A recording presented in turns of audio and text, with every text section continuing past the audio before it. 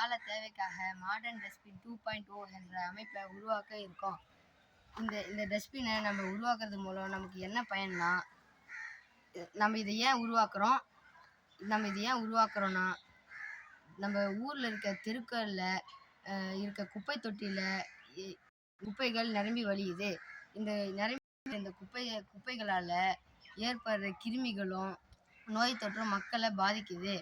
இந்த பாதிப்பை தடுக்கிறதுக்காக என்ன செய்யலான்ற யோசனையை நாங்கள் யோசிக்கும் போது இந்த சாதனத்தை நாங்கள் கண்டுபிடிச்சோம். இது எப்படி வேலை செய்யுதுன்னா, நாங்கள் இதில் பொறுத்து இருக்க இந்த சென்சார் மூலம் இது குப்பை நிறைஞ்ச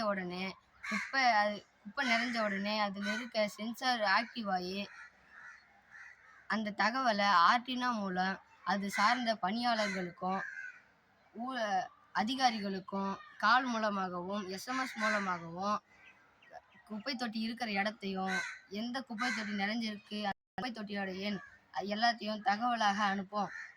இந்த தகவலை தெரிஞ்சு அந்த பணியாளர்களும் விரைந்து வந்து இதை நீக்கிற வரைக்கும் தொடர்ந்து எச்சரிக்கை ஒலி மணி அடிச்சுக்கிட்டே இருக்கும்.